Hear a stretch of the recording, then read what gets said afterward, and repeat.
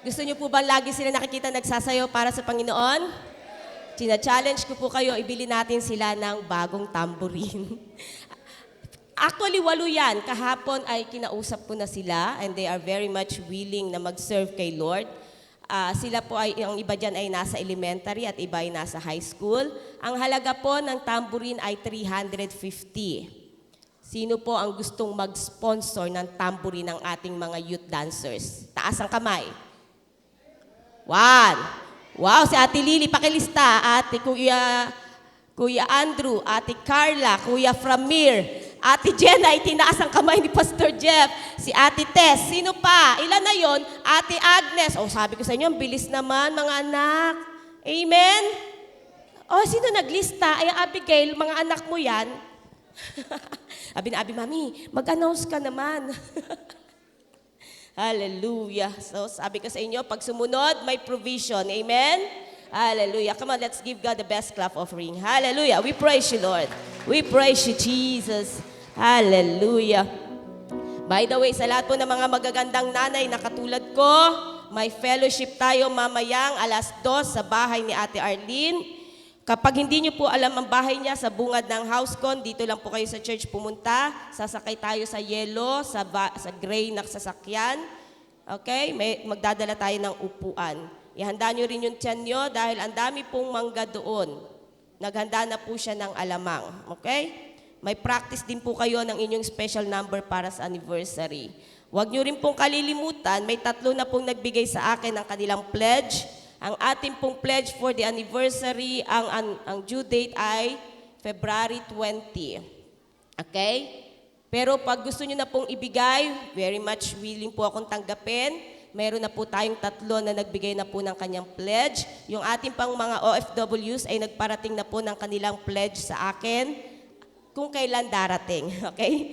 Nagsabi lang sila ng amount at kung kailan darating. Praise the Lord, kapartner nila atin sila sa ministry. At yung ating pong preparations anniversary, mamaya ang agenda sa ating Board of Trustees and Ministry Heads meeting. So bawal pong mawala after the service ang Ministry Heads at ang ating pong mga Board of Trustees. For our meeting, agenda po ay ang ating anniversary. Hallelujah. Let's all pray. Gracious, loving Father, we welcome you, Holy Spirit. Hayaan mo, Panginoong, mag-level up ang CSF family sa kanilang faith to the God of the impossible. There's nothing you cannot do, O Lord. Walang bagay na hindi mo kayang gawin, Panginoon. Walang bundok na hindi mo kaya, Panginoon, ilipat. Walang bagyo na hindi mo kayang tatigilin, O Diyos. For you are our God, ang Diyos na buhay, ang Diyos na makapangyarihan. Ikaw ang aming sinasamba. At wini-welcome namin na yung banal na Espiritu sa aming kalagitnaan. Lord, we put our trust, we put our faith unto you and into your name and into your promises, Lord. Patuloy, Panginoon, ma-establish ang bawat isa na habang kami nakikinig ng iyong salita, faith comes from hearing, and that hearing the word of God. Lord, I thank you for your word na aming Panginoong pagsasaluhan sa umagang ito sa pangalan ni Jesus. Amen. Let's all read the verse. This is the day, everybody.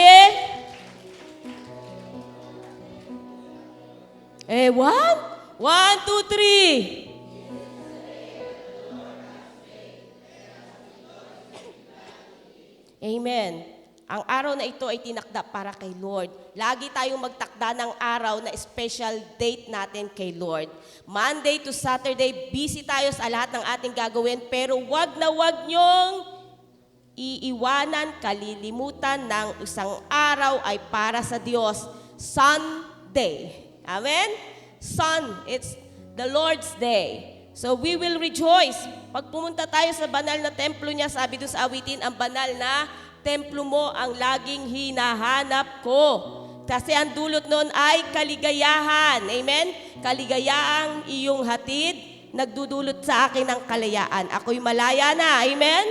Malaya na tayo na sumamba, magpuri, magpasalamat sa Panginoon. Our topic for today na binigay ni Lord ay napakasaya, napakaganda po sapagkat ito po ay parang sinisiris.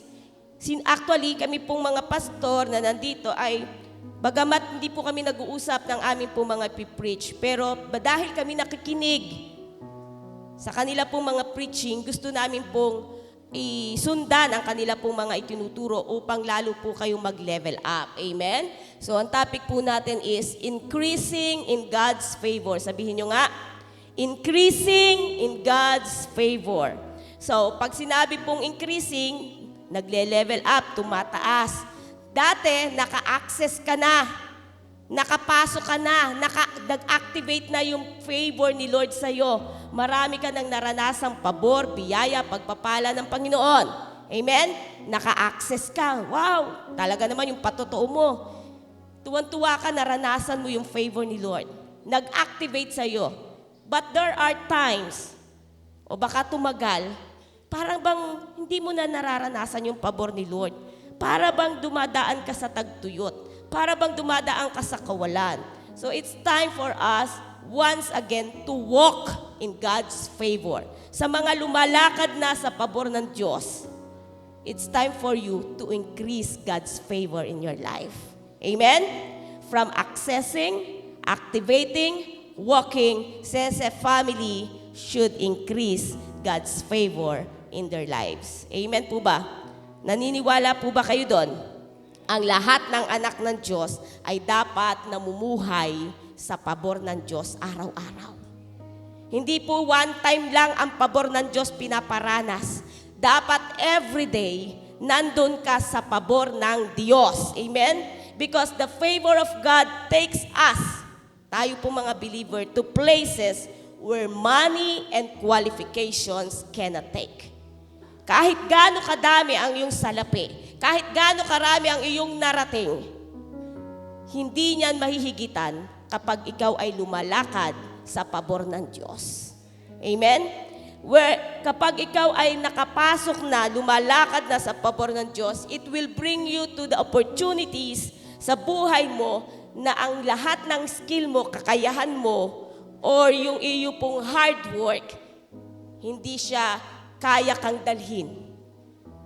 Ang pabor ng Diyos lang ang may kakayahan sa iyo, kakayahan sa atin na dalhin tayo sa napakataas na level ng pagpapala at biyaya ng Panginoon. Marami ako naririnig sabi, itong bahay na to ay napatayo ko sa dugo at pawis ko. Itong bahay na to ay bunga ng ganito ko. Maganda pong pakinggan, pero napakasarap pakinggan. Ang bahay na to, ang sasakyang nito, ang aking narating ay dahil sa pabor ng Diyos. Amen? Dahil kapag ikaw ay namumuhay sa pabor ng Diyos, yes, kasama na ikaw ay gumagawa, pero ang paggawa mo, hindi ka kailangang mamatay para maranasan mo ang pabor ng Diyos. Amen? Hindi mo kailangang tumulo yung dugot pawis mo para magkaroon ka ng bahay dahil kaya yang ibigay sa iyo ng Diyos. Amen? Ang lahat ng hinahabol ng mga hintil, ang lahat ng mga hinahabol ng unbelievers, na yaman ng sanlibutang ito, kayang ibigay sa atin lahat ng Diyos, higit pa sa ating inaasahan. Kapag tayo ay nakapasok, lumalakad, nagtumataas ang pabor ng Diyos sa ating buhay. Amen po ba? Gusto niyo po ba yung maranasan? Amen? Natatakot ba kayo sa boses ko ngayon? Dapat sanay na kayo dyan, may panahon na ganyan yung boses ko. Pag sobra po yung pagod na akin pong naranasan, ay dumadaan po ganyan yung boses ko. So sobrang ingay ko siguro sa school. Amen? So buksan po natin ang ating Biblia sa Ezra 7 verse 28. Napakasarap maghawak ng Biblia. Hindi lang po hawakan, basahin. At pagkatapos basahin, ipamuhay. Ezra 7:28. Ang sabi diyan ay, babasahin ko sa verse 27. Sinabi ni Ezra, purihin si Yahweh, ang Diyos ng ating mga ninuno. Inudyukan niya ang hari upang pagandahin ang templo ni Yahweh na nasa Jerusalem. Sa tulong ng Diyos, napapayag ko ang hari at ang kanyang mga tagapayo, pati ang lahat ng kanyang mga makapangyarihang pinuno. Lumakas ang aking loob sapagkat pinapatnubayan ako ni Yahweh na aking Diyos upang tipunin at isama ang mga pangunahing lalaki ng Israel. So napakaganda nito, no? Sapagkat napakalaki ng pabor na natanggap ni Ezra para po bumalik sa bayang Israel at ipatayo ang walls of Jerusalem. Okay, dahil nagiba, di ba? Dahil sila po ay nasakop ng Babylonia.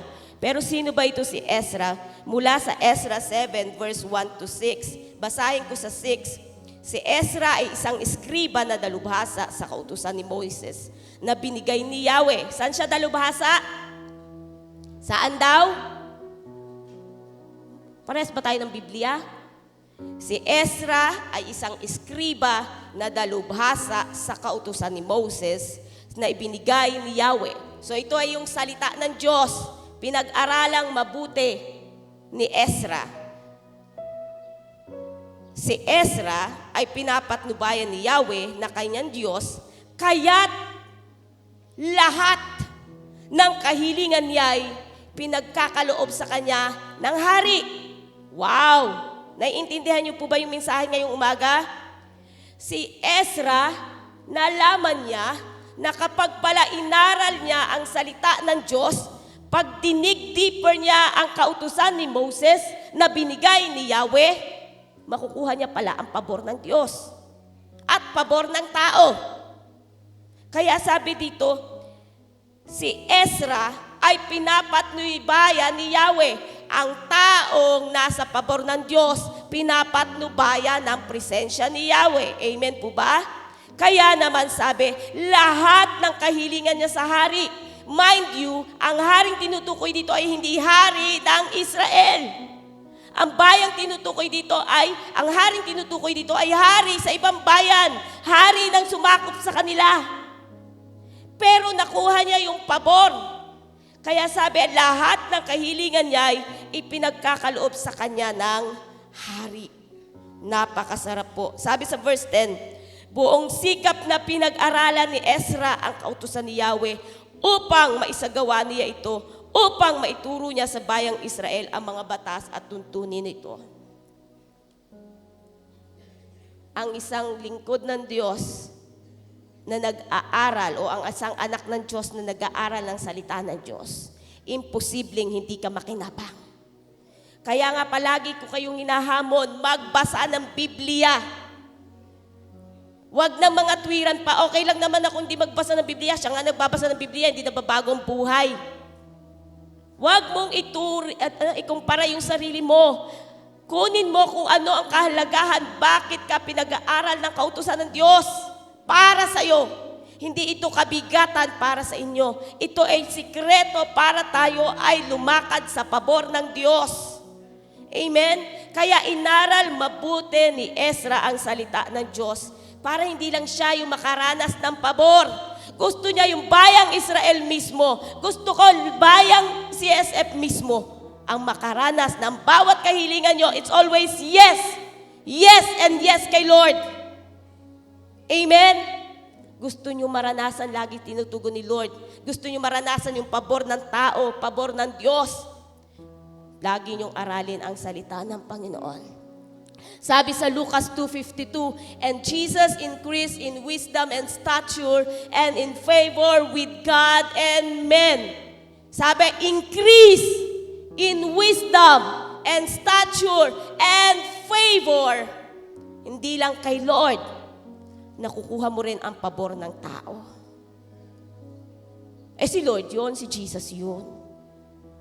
Mind you, nung panahon na yan, si Jesus ay nasa human form. And yet, nag-increase siya ng wisdom, nag-increase siya sa stature, nag-increase siya sa favor with God and man. Yes, 100% God, 100% man. Pero sabi sa 1 Samuel 2:26, and the child Samuel grew on and was in favor both with the Lord and also with men. Wala kang ligtas. Pwede talaga natin makuha ang pabor ng Diyos at ang pabor ng tao. Kung paano naranasan ni Ezra na ang hari ng Persya, ang hari ng Babylonia, lahat ng hiniling niya ay kanyang nakukuha. ito ay dahil under siya ng favor ni Lord. Amen po ba? Let us give God the best clap offering, mga anak. Sabi niya dito sa verse 13 ng chapter 7, sa verse 15 na lang tayo, gusto ko basahin niyo yan sa bahay niyo.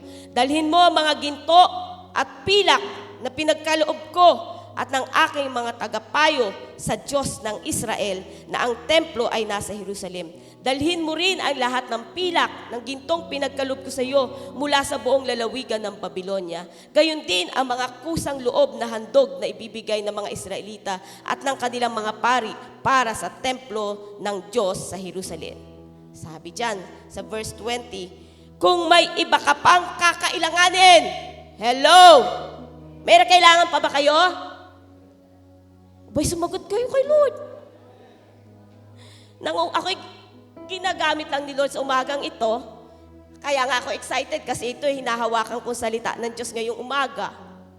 Kung may kailangan pa kayo, sabi ng hari, kung may iba ka pang kakailanganin para sa templo, kumuha ka. Mula sa kabangyaman, saan daw kukuha? Abay, ano isipin nyo kung ano yung kabangyaman ng isang kaharian? May kakulangan ba sa kabangyaman? Wala. Paano kayo? Sino ang ating hari? Sinong Lord mo? Si Jesus. Anong kabangyaman meron siya? The earth is the Lord's and everything in it. Pagmamayari ng Diyos ang lahat ng bagay. Yon ang kanyang kapanangyaman. Doon tayo pinapahikuha. Kung may kakailangan ka pa, sabi sa verse 20, para sa templo, kumuha ka mula sa kabangyaman ng hari. Ako, si Haring Artaxerxes, ay naguutos sa lahat ng ingat yaman sa lalawigan ng kanluran ng Euphrates, na ipagkaloob agad ninyo kay Ezra, na pari at dalubhasa sa utusan ng Diyos ng kalangitan, ang anumang hingin niya sa iyo. Napakatindi ng pabor na to.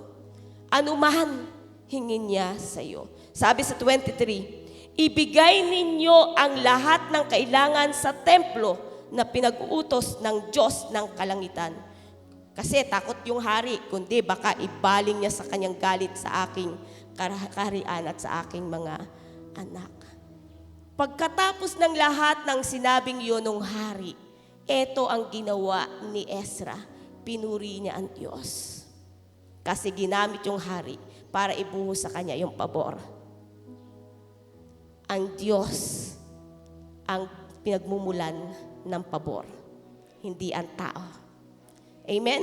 Kung hindi ka dalhin ang trabaho mo, ng yaman mo sa pabor ng tao, kaya kang dalhin ng pabor ng ating Panginoon. Amen po ba? Na-establish na po ba ang inyo pong faith? Pag kayo po ay under God's favor, anumang hilingin natin, ipagkakaloob ng Diyos. Now, ano po ba yung pabor o favor? So, bigyan natin ng ilustrasyon para po lubos nating maunawaan ano po yung pabor. When someone is selected, pag ikaw ang pinili out of millions, di ba pabor yun? Ikaw ang naligtas, iniligtas out of millions, out of billions of the people of this earth. Di ba pabor yun ng Diyos? Si Queen Esther, sa dami ng napakagagandang babae na ka-line up, siya ang pinili. Di ba pabor yun ng Diyos? Si Ruth, di ba marami namang dalaga? Siguro naman mas maraming dalaga na dalaga na single pa, maganda sa bayang Israel. Bakit si Ruth na isang dayuhan, na isang balo, ang pinili ni Boaz maging asawa? Di ba pabor yun ng Panginoon? Did you get it? Naiintindihan niyo po ba paano gumagana ang pabor ng Diyos sa buhay ng mga taong nagtitiwala sa Kanya? Isipin nyo, hindi basta-bastang babae si Esther, meron siyang Diyos na pinaniniwalaan. Si Ruth nagtiwala sa Diyos ni Naomi, nakatanggap ng pabor sa Diyos. How about David? He was the most unqualified personality na maging hari. Kaya nga sa mata ni Samuel, nung nakita niya dumaan si Eliab, eto na, pwede maging hari, susunod na hari kay Saul. Matikas, gwapo, malaking katawan. Sabi ng Diyos, hindi ako tumitingin sa panlabas. O dumating, iniharap, umikot-ikot siguro si Abinadab, pinakita yung mga malalaking katawan, malalaking muscle, hindi pa rin siya. Dumating si Sama, hindi pa rin siya. 7 anak na lalaki, umikot kay Samuel, pinakita ang kanilang kakayahan, hindi pa rin sila. Isang pastol, pinili ng Panginoon. Yun ang pabor ng Diyos. Naiintindihan po ba?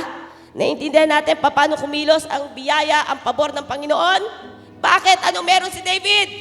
May relasyon siya sa Diyos. Kinilala niya ang Diyos na kanyang good shepherd. Matindi ang relasyon niya. How about Jabez? Sa mata ng sanlibutan, sa mata ng mundo, siya yung pinakakawawa. In pain. Pero nung siya ay nag-request kay Lord, granted. Bakit granted? Nasa kanya ang pabor ng Diyos. Huwag mong maliitin ang Diyos na kinikilala mo, mga anak ng Diyos. Pag lumapit ka sa Kanya, hindi Kanya pahihindian.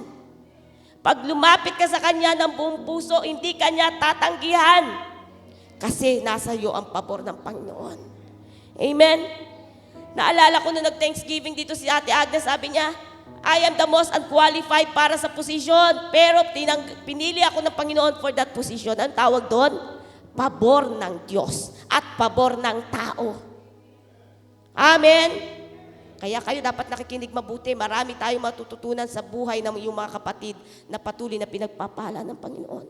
2 beses pinatutuo ng mag-asawa, Ate Carla at Kuya Andrew. Gusto nila magkaroon ng, memorial plan. Sa sarili nilang lakas, kakayahan, sweldo, hindi kaya. Pero si Lord, kaya. Hindi mo kailangan magdugot pawis lumabas dyan para mabili mo yon. Ang Diyos na mayroon kang relasyon, kayang ibigay yan sa'yo. Ang tawag dyan ay pabor ng Diyos. Naiintindihan po ba? So we have to increase. Again, kung nakapasok na kayo, nag-activate, nag-access, pero para ngayong taon, para bang, suminto, something is wrong. And 100% naniniwala ako, wala sa Diyos ang mali. Nasa atin ang pagkukulang. And if you want again to walk in His favor and increase in His favor, then pag-aralan po natin. Sabi sa favor, sabi sa dictionary, ang ibig sabihin daw ng pabor, it is something granted out of goodwill. A gift bestowed, regalo, bigay, as a token of regard. Natuwa kasi, kaya ka binigyan. Hello? Kaya ka nagregalo, walang okasyon, natuwa ka kasi, na-please ka sa ginawa niya. Yun ang pabor. Nauunawaan? Another term for favor, sabi dyan, it is kindness, service, benefit, benevolence, grace, or continence. Yan ang ibig sabihin ng pabor ng Diyos at ng tao. Tayong mga believers, hindi lang pabor ng Diyos, pabor din ng tao ang dapat nating nararanasan. But take note, paano po nag-a-activate ang favor ni Lord? Number 1, favor comes from God and expressed through people. Hindi yan babagsak sa'yo galing sa langit. May tao yang ginagamit. Amen? Kaya po, ano sinasabi ng mga tao? Hulog ka ng langit. Kasi siya yung ginamit ni Lord para maging pagpapala mo. So kung hinulog ka ng langit, wag naman po, blessing ka na lang ng langit, no? Kasi isa lang ang alam kong hinulog ng langit. Amen? Sabihin mo, blessing ako ng langit. Hindi ako inihulog ng langit. Hallelujah. Number 2, favor has tangible results. Hindi siya basta feeling ko pinagpala ko ni Lord. Hindi pa siya pwedeng emotional lang. It has to be tangible. Nakikita with your very own eyes. It should be, you can see it and you can touch it. Ang favor ni Lord, nakikita, nahawakan, nararanasan. Amen? Ganun po ang favor ni Lord. Hindi siya base lang sa emosyon. And number 3 po, tatandaan natin, favor is linked to our assignment. Bakit ka pinaranas ni Lord ng kanyang pabor? Kasi meron kang assignment, may purpose. Bakit niya pinagpala si Esther? Bakit niya binigay yung pabor na siya yung magiging queen? Sa dami-daming magaganda, mababango, na dalaga, na pwedeng maging reyna, bakit nasa kanya ang pabor? Dahil siya ang gagamitin ng Diyos para iligtas ang kanyang bayan. Amen? Nauunawaan? Bakit si Mary, sa New Testament, doon natin unang makikita yung word na favor. Si Mary found favor. Bakit? Kasi siya magsisilang ng anak ng Diyos. May purpose, bakit ka bine-bless ni Lord. Pag hindi mo nagawa yung assignment, una kang pinagkatiwalaan ng pabor, ng biyaya at pagpapala ni Lord, hindi mo na-get bakit ka pinagpala. Hindi mo nasagot o hindi mo nagampanan yung assignment. Possible na mawala yung pabor. Tumigil yung pabor. Amen? How about si Joseph, the governor of Egypt? Bakit siya piniles? Bakit siya naging governor of Egypt? Kasi siya yung magsasave ng tribe ni Lord. Amen? Ang tribe ng Israel. So, bawat blessings, bawat favor na ating pong nararanasan, meron po yung kaakibat na assignment. Ready po ba kayong tumanggap ng assignment? Amen? Ready po ba kayong gawin yung purpose? Bakit ka biniles ni Lord? Kasi ngayong taong ito, marami ang nag-declare, this is the year of the Lord's favor. And ang atin po doon sinasagot, kung ito ang year of the Lord's favor, then it is my turn to respond, to call to excellence. Tutugon ako ngayon ng may kahusayan sapagkat ngayon ang taon ng pabor ng Diyos sa aking buhay. Nauunawaan po ba? It is the Lord's favor at ayokong maiwan. Ayokong hindi maranasan ang pabor ng Diyos ngayong taong ito. Maraming bagay na bubuksan si Lord na opportunity para sa atin. Willing ako, Lord. Sabihin mo yan kay Lord, willing ako gawin ang assignment para sa pabor na inihanda mo para sa akin. Now, sa salita ng Diyos o sa Biblia, may dahilan. The favor of God is manifested in diverse areas of our lives. Iba't ibang area ng ating buhay, bakit tayo binibigyan ng pabor ng ating Panginoon. Number 1 po dyan is the medical favor. John 5:2-9. For 38 years, balik ng balik itong lalaking ito sa pool of Bethsaida o Bethesda. Naghihintay siya na mayroong maghuhulog sa kanya, magdadala sa kanya dun sa pool para maranasan niya yung miracle at siya ay gumaling. For 38 years. And then one time, dumating si Jesus. Sa dami ng taong may sakit, sa dami ng taong nag-uunahan dun sa pool, hindi niya na kailangan pumunta sa pool. Kailangan niya lang pumunta kay Jesus at maniwala kay Jesus. Na-receive niya ba yung kagalingan? It is yes.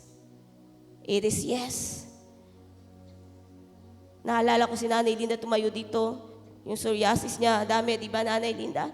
Incurable. Pero tingnan niyo yung kanyang ngayon. Pagaling ng pagaling. That is medical favor. Science and doctors may fail, but God's word never failed.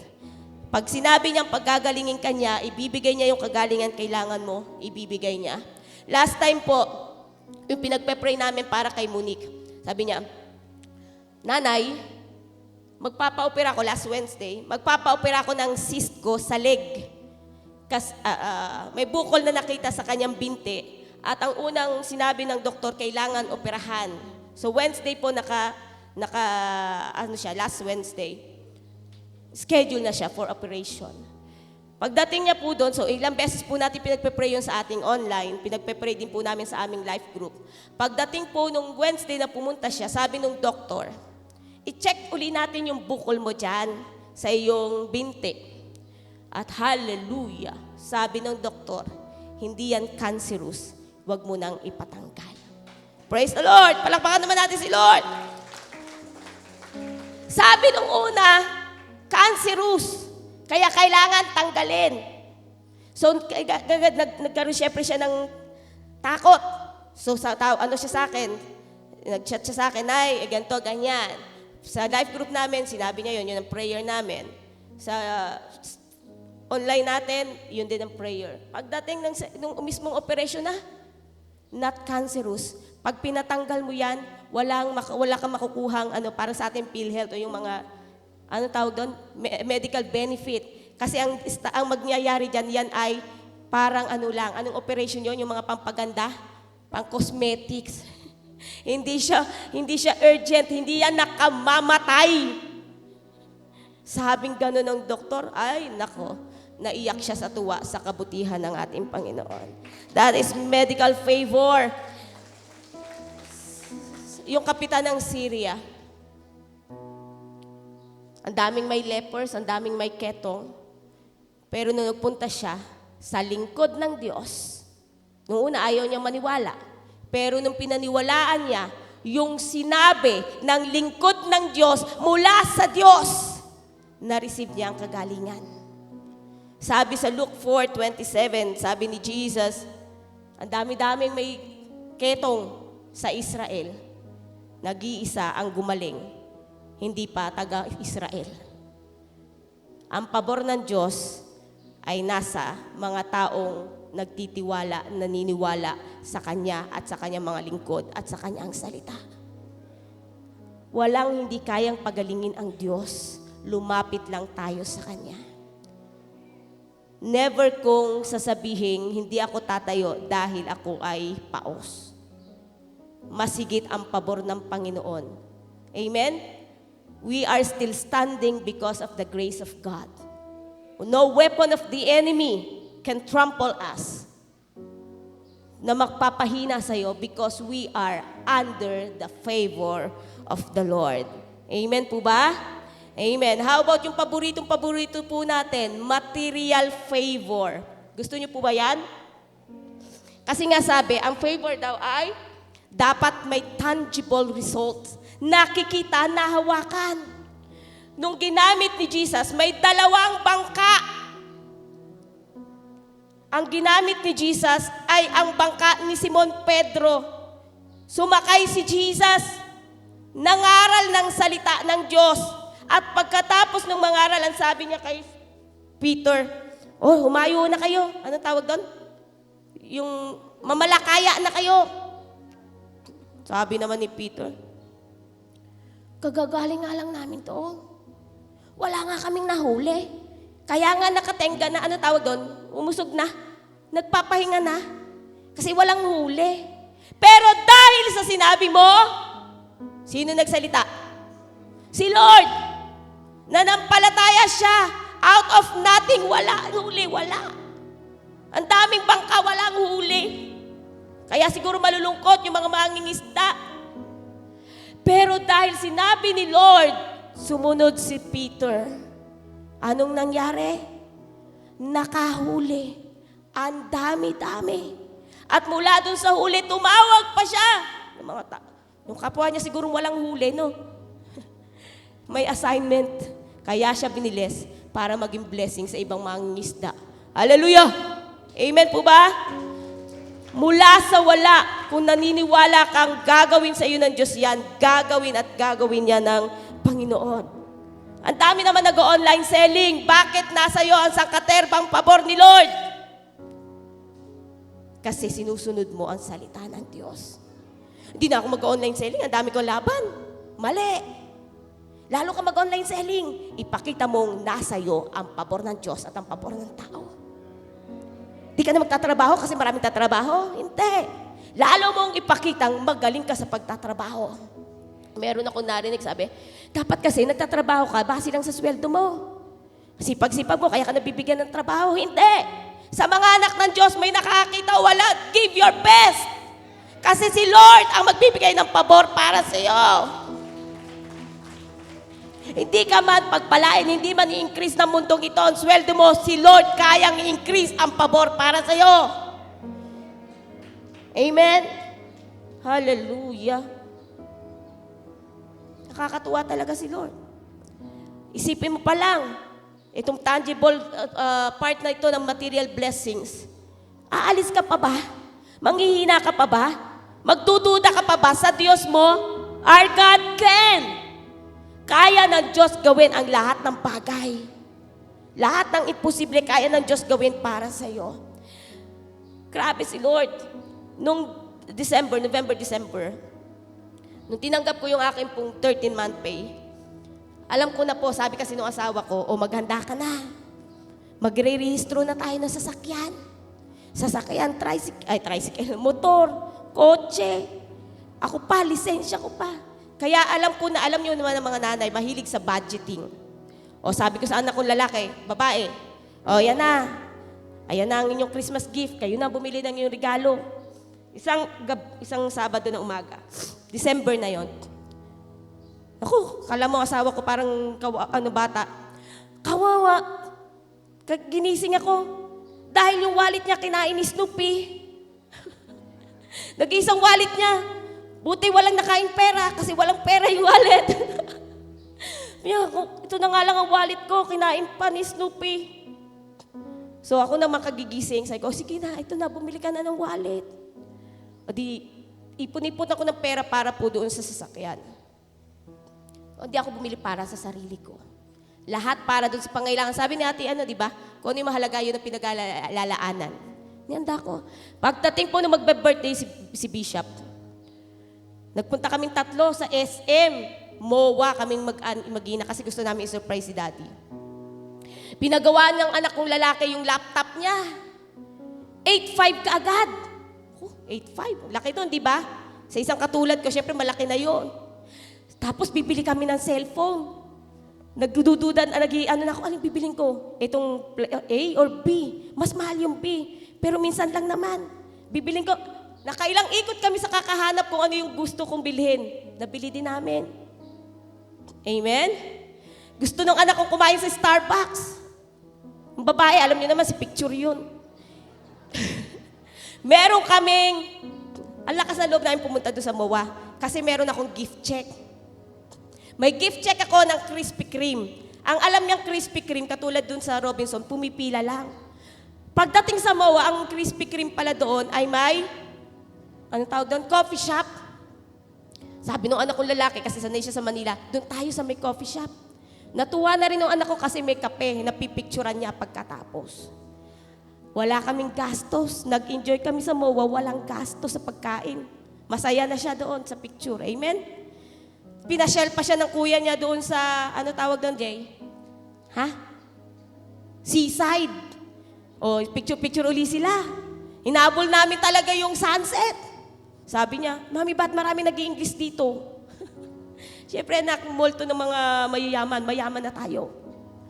8.5, ganyan, dami-dami bayad, gastos, no? Tumutuwa na kami umuwi. By the way, nagpunta nga pala kami noong December 25 sa Tagaytay. Ang saya din namin. Hindi lang kami nagpo-post. Para wala kayong issue, huwag kayong mag-post ng picture. Amen? Saya din namin. Kaming 4, nagtagaytay. Wala kaming pera. Pero meron kaming pabor ng Diyos. Hallelujah! Amen! Ano yung pabor namin? May gift check din kami sa Max. Hallelujah! May nagregalo sa amin, Joseph family, gift check ng Max. Kain kami doon, sarap. Eto na, nagbabayad na kami. Ayaw gumana ng gift check. Ayaw basahin. Sabi ko, ang tagal naman ng take out. Ayaw basahin. Lumabas na ako kasi may pina-take out ako, no. Para sa aso. Mahilig ako mag-take out para sa aso. Sabi, ma'am, ayaw po kasing basahin yung gift check. Sabi ko, naku po. Ang lakas pa naman kumain ng mga anak ko kasi nga may gift check. Mamaya-maya, nabasa. Sabi ko, pabor pa rin ng Panginoon. Amen? Hallelujah. Di balik tayo sa SM. Pag-uwi namin sa bahay, kinaumagahan. Sabi ng asawa ko, pa-register na natin yung sasakyan. Kagagastos ko lang ng 8.5 at something. Ha? Huwag sabihin ko, baka malaman niya ang halaga ng cellphone niya. Mahal. Punta kami doon sa rehistro. Kala ko 5,000, yun lang kasi tinago ko 5,000. 6,800. May tinira pang 200. Alam niyo, para sa taon 200? Para sa medical check-up ko. Kasi kailangan sa school. Wow, 7,000. Labas ka agad nung isang sunod araw. Birthday niya, paghahanda ko. Ako kasi gusto ko pinaghahanda asawa ko. 30,000 in just 2 days. Sabi ko, Lord, salamat, saan galing yun? Ang gastos namin isa-isang buwan, 45,000 kasama yung sasakyan. Plus 30,000 in just ilang araw, 70 plus. Saan kami kumuha? May inutangan ba kami sa inyo? Magreklamo kayo kung may inutangan kami. Dahil yan sa pabor ng Panginoon. Let's give God the best clap offering. I thank the Lord. Simula pa lang noong December, sangkaterba nang natanggap ko. Pabango, sabon, shampoo. Alam niyo, nakakatawa nga eh. Ultimo nga panlinis ng CR, pabor pa rin ng Panginoon. Akala laki. Amen? Yung manager yata ng personal collection nyo, binigyan ako, akala laki. Pampabango ng damit, pampabango ng ganito. Anong tawag doon?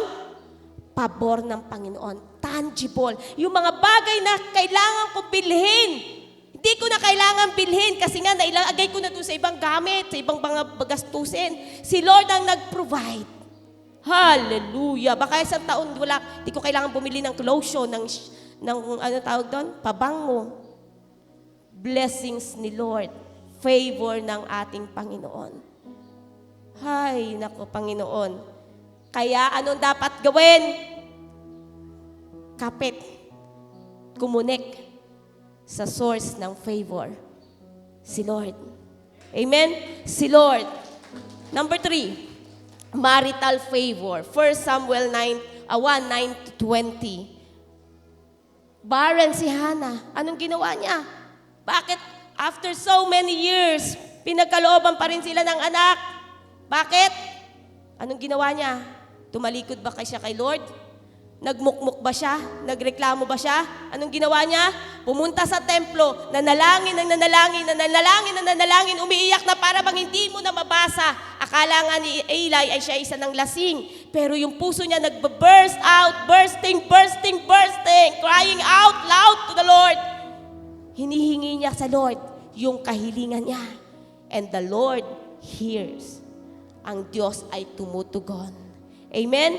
Ang Diyos ay tumutugon. So kung wala ka pang asawa, matanda ka na at hinihiling mo pa rin yan sa Panginoon, kapag tama ang relasyon mo sa Panginoon, ibibigay niya ang best pa rin para sa iyo. Amen?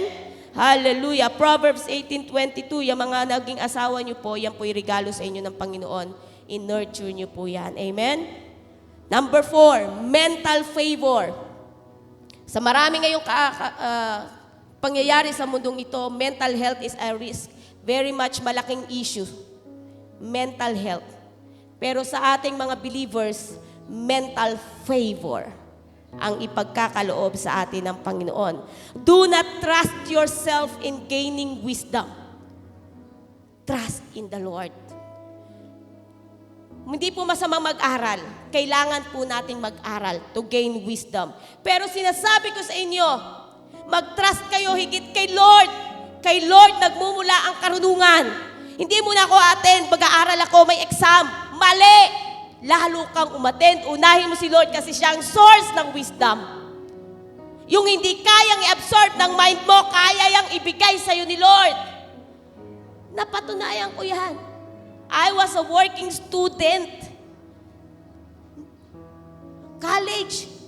8 to 5, nagtatrabaho. Pagdating ng 6 o'clock, papasok sa school hanggang 9:30. Never akong pinabayaan ng Diyos sa aking pag-aaral.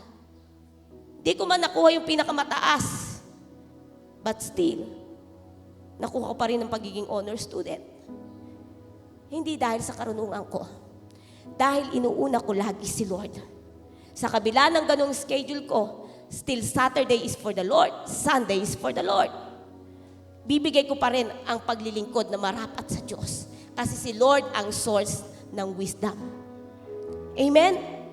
Minsan, di mo maintindihan yung tinuturo ng teacher mo. Eh di pumunta ka sa great and good teacher. Si Jesus, ang Holy Spirit ibinigay sa'yo ngayon, kasama mo, siya magtuturo sa'yo. Amen po ba? So wag niyong gawing excuse ang pag-aaral. Magandang mag-aral, dapat nag-aaral, pero unahin mo si Lord. Kapag inuna mo siya, idadagdag niya yung kulang mo. Magbibigla ka na lang ang talino mo. Hindi talino ng mundong ito, talino ng Diyos. I have to say this, kasi marami ngayong excuses. Bilang nanay nyo, kailangan kong sabihin ito. Kasi ayoko kayong maligaw. Huwag kayong umasa sa sarili nyong lakas. Umasa kayo sa Diyos. Umasa kayo sa karunungan na nagmumula sa Panginoon. How about Daniel? Kung kailan nandun sila sa lugar, hindi nila bayan, dayuhan sila. Pinupuri niya ang Diyos kasi pinuno siya ng Lord ng pabor ng karunungan. Hari pa mismo ng Babylonia ang lumapit sa kanya para sa karunungan. Yung karunungan ng kanyang mga advisors, hindi sumapat para tugunin, ipaliwanag ang panaginip ng hari. Pero isang kabataan, nag-resolve ng sarili na hindi niya i-defile ang kanyang sarili. Nagtiwala sa karunungan ng Diyos. Isang kabataan ang ginamit ng Lord. Pinuno niya ng karunungan para sa hari ng Babylonia. And he finds favor in the eyes of God and in the eyes of men. Anong ginawa ng hari? Ipinromote siya. Ipinromote si Daniel. Maraming nainggit. Tandaan nyo, kapag kasama ng pabor, maraming maiinggit. Huwag niyong pansinin yung mga naiinggit. Focus lang kayo sa pabor ng Diyos. Natural yun. Maraming inggitero. Kasi gusto niya maranasan yung nararanasan mo. Mental favor. Magtiwala tayo sa Panginoon. Number 5, and I want all of us to experience this, the manifold favor of the Lord. When we say manifold, all-round favor. Yung mga binanggit ko sa una, kasama yon, lahat-lahat ibibigay sa iyo ng Panginoon. Kung ang naranasan mo lang is medical favor, kung ang nararanasan mo lang ngayon is material favor, kung ang nararanasan mo lang ngayon is mental favor, once na nakapasok tayo sa manifold favor, sa increasing favor of the Lord, it is all-round, all-year favor of the Lord. Pag lumapit ka sa kagalingan, it's always yes. Pag lumapit ka sa pangailangan mo material, it's always yes. Pag may problema ka sa anak mo, may problema ka sa pamilya mo, sasagot ang Panginoon. Manifold favor of the Lord. At ang buhay na yan ay makikita natin sa buhay ni Joseph. Kung paano siya pinagpala ng Panginoon. Genesis 39:2-4, ang sabi doon, and the Lord was with Joseph. Laging sinasamahan ng Diyos si Joseph. Malapit ang Diyos kay Joseph. Sa bahay ni Potiphar, nakita yung presensya ng Diyos sa buhay ni Joseph, kaya siya ay pinromote.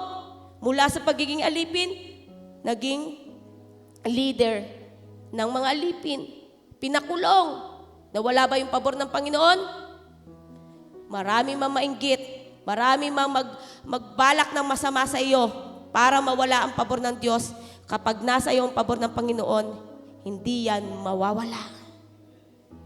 Nandun na siya sa kulungan, nakita pa rin.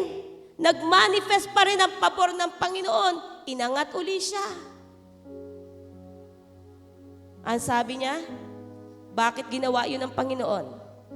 Alam ni Joseph, bakit yung ginawa ng Panginoon? Bakit? Para iligtas ang kanyang pamilya, para iligtas ang bayang Israel. Genesis 50 verse 22, sabi doon, kung paano namatay si Joseph, naabutan niya pa ang apo. Hindi niya apo ha, ang apo ni Ephraim at ni Manases. Ano yun? Apo sa ano? Talampakan? Ewan ko kung anong apo na yun. Apo na kasi nung anak niya. Apo-apo, kaapu-apuhan. So, ibig sabihin, naranasan ni Joseph ang mahabang panahon dito sa mundo. Maraming tao, mahaba ang buhay dito sa mundo, pero hindi nai-enjoy. Pero si Joseph, na-enjoy niya ang mahabang buhay. We have to enjoy life, satisfying life, kapag nandun tayo sa pabor ng ating Panginoon. Genesis 45, sabi ni Joseph, God has made me Lord of all Egypt. Pangalawa sa hari. Ginawa yun ng Panginoon. How about mental favor? Saan humingi ng karunungan ang paraon? Para interpret ang kanyang panaginip? Kay Joseph. Hindi ba nahirapan si Joseph? Hindi ba siya nahirapan sa kanyang buhay? Tinraidor ng mga kapatid, ibinenta bilang alipin, falsely accused, kinalimutan ng tinulungan. Hallelujah! Dami mong tinulungan, hindi man lang nagbalik ng pasasalamat, kinalimutan ka pa. Pero ang Diyos, di ka kalimutan. Amen. Kaya nga totoo yung Galatians 6:9 eh. Huwag kang magsawa sa paggawa ng mabuti. At the proper time, you will reap a harvest if you faint not. Ano yun? Pabor ng Diyos yung mararanasan mo. Huwag kang magsawa. Kahit na yung mga taong ginawan mo na mabuti ay nagsawa, hindi nakakalimot, tumalikod. Ang manifold favor ng Panginoon ang hahabol sa iyo. Once you are in the favor of the Lord, hindi ikaw ang maghahabol sa biyaya, pabor ng Diyos. Ikaw ang hahabulin ng pabor ng Diyos. Kaya nga mga hindi pagod na pagod eh. Habol ng habol. Ginagawa lahat ng kakayahan niya. Pagka walang direction, instruction ni Lord, huwag mong gawin. Wala doon ang biyaya ng Panginoon.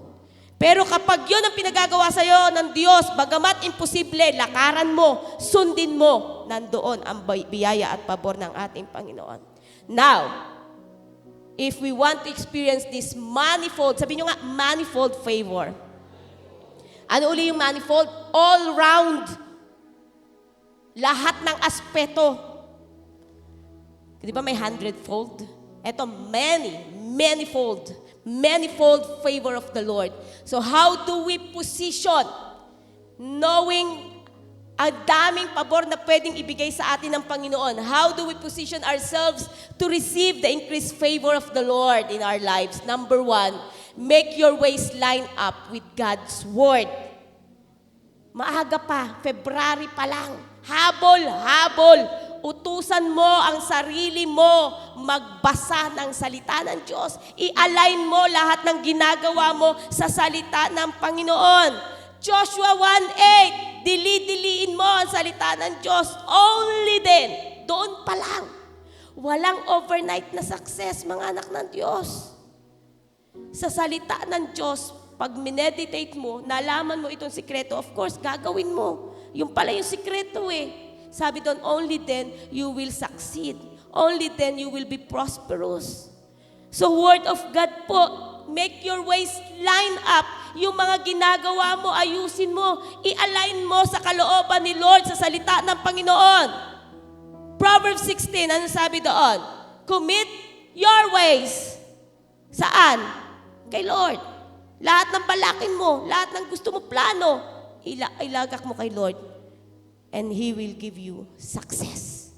Ang Diyos po ang nagbibigay ng success. Psalm 119:58, I entreated your favor with my whole heart. Be merciful unto me according to your word. Now, with God's word, number 2, listen to God's instructions. Nasa ang instructions ni Lord? Nasa salita niya. Nasa lingkod ng Diyos na nangangaral. Listen. Listen is different from hearing. Hearing, lumalabas. Pagkatapos walang ginagawa.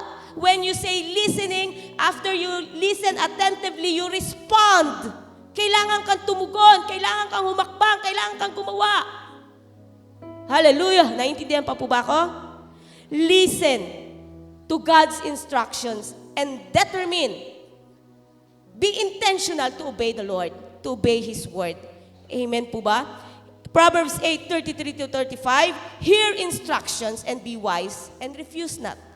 Huwag niyong piliin lang yung gusto niyong sundin. Yung madali, yun ang gusto niyong sundin. For those who find me, find the instructions given by the Lord, find life and shall obtain favor of the Lord. Mararanasan mo ang pabor ng Diyos kapag marunong kang sumunod, tumugon sa kanyang salita. Number 3, walk in integrity. CSF family, say it. Walk in integrity. Kung ginagawa ng iba, gagawin nyo rin? Hindi. Kung ano ang matuwid sa harapan ng Diyos, yun lang ang gagawin mo. Kahit lahat sa office mo, ganitong ginagawa, nandadaya ng oras, time in, time out, hindi mo gagawin kasi hindi yan kalugod-lugod sa Panginoon. Kahit lahat sila nag-online selling, tinaasan nila ang sobra-sobra, huwag mong gagawin. Gawin mo yung nakalulugod sa Panginoon. Walk in integrity. That's how you position yourselves. Magigain mo yung trust ng mga customer mo. Magigain mo yung trust ng boss mo. If you walk in integrity. Amen? At kung hindi mo pa nagigain lahat ng yon, ang mahalaga, nagigain mo ang trust ni Lord. Amen? Na pagkatiwalaan ka ni Lord sa maliit, pagkakatiwalaan ka ni Lord sa malaki. Walk in integrity and be merciful. Number 4, diligently seek. Ano yung diligently? Buong tiyaga. Huwag ka magsawa. Buong tiyaga, diligently seek and do. Hindi lang tapos na, nahanap mo na. Kailangan mong gawin. Diligently seek and do which is good. Kapag ginagawa mo kung ano mabuti, you find favor. You find favor. Proverbs 11:27. And number 5, never lose. Number 5 says, never lose your zeal for revelation, knowledge, and understanding. Again, Proverbs 3:5-6. Or Proverbs 3:5, trust in the Lord. Trust in the Lord. Si Lord, may revelation, may kapahayagan. Ang nakukuha nating knowledge sa labas, just knowledge, human knowledge, may limitasyon. Pero sa Diyos, unlimited ang knowledge, idea, strategy ng Panginoon para sa atin. So wag mong hahayaang mamatay ang alab ng puso mo sa paghahangad ng kapahayagan mula sa Diyos. Lord, ano ang mensahe mo sa akin ngayong umaga?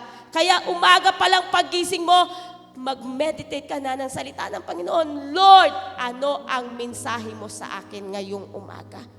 Nauunawaan ko, eto pala Lord ang pinalalakaran mo sa akin. Nauunawaan ko Lord, kailangan ko palang isurrender ito. Nauunawaan ko Lord, kailangan ko palang tanggalin ito sa aking buhay kasi humahad lang pala ito sa aking paglakad ng matuwid sa harapan mo, Panginoon. Never lose your zeal for revelation knowledge. Sa sobrang tagal mo na sa pagiging Kristiyano, nabasa mo na ang Biblia ng ilang beses, sasabihin mo, okay na ako, alam ko na yan. No! Dapat araw-araw mong binabasa ang salita ng Diyos. Dahil araw-araw may kapahayagan sa ang Panginoon. God's favor is not automatic. Sabi mo sa katabi mo, God's favor is not automatic. Hindi din siya sana all. Marami sa kayo gusto sana all, sana all, sana all. Ang pabor ng Lord, hindi nakukuha sa sana all. Hindi yan automatic. It flows, umaagos yan out of our consistency. Consistent and healthy relationship with God. Yung pinakita ko mga example na godly men and women sa Bible, meron silang consistent and healthy relationship with the Lord. It comes from continuing in total obedience. Sabihin nyo nga, total obedience. Because half obedience is still disobedience. Pag kaunti-kaunti lang sinusunod mo, yung gusto mo lang, yung madali lang, yun lang sinusunod mo, it's still disobedience. Ang favor ni Lord dumadaloy kapag nagpapatuloy ka sa pagsunod sa Panginoon. Mahirap man sundin, mahirap man gawin, sinusunod mo ang salita ng Panginoon. For us to experience the blessings of the Lord, the favor of the Lord, the kindness of the Lord, the grace of the Lord, release your faith right now. Release your faith right now, and the divine favor of the Lord will invade you today, not tomorrow, today. Psalm 102 verse 13, ang sabi diyan, now is your time. Thou shalt arise and have mercy upon Zion, for the time to favor her, yet the set time is come. Paltan nyo yung Zion, lagay nyo yung pangalan nyo. Lord, ngayong araw na ito, ang araw ng pagtanggap ko ng pabor mula sa iyo. Amen? This is my day, this is my year, this is my moment to receive God's favor. By faith, I'll receive it in Jesus' name. Let's all rise up. Hallelujah. Rabasika na sanda. Praise you, Lord. Praise you, Jesus. Hallelujah. Gusto ba natin ma-experience yung manifold favor? Again, there's no such thing as wishful. There's no such thing as automatic. Kailangan po nating lakaran. Kailangan nyo pong panampalatayan. Access, kung wala ka pa, sabi mo, Lord, gusto ko ma-access ang favor mo. Gusto ko ma-activate yung favor mo sa akin. Kung nandun ka na, Lord, I want to walk in your favor. Kung nagwo-walk ka na, Lord, I want to increase your favor. Hindi lang sa akin, Lord. May purpose si Lord. Ba't ka nakakatanggap ng pabor? Amen? May purpose si Lord. It is to bless you and to bless the people around you and to bless the ministry and to bless your family. Amen? Ora base ka na sana. Oh, we praise you, Lord. Yaraba.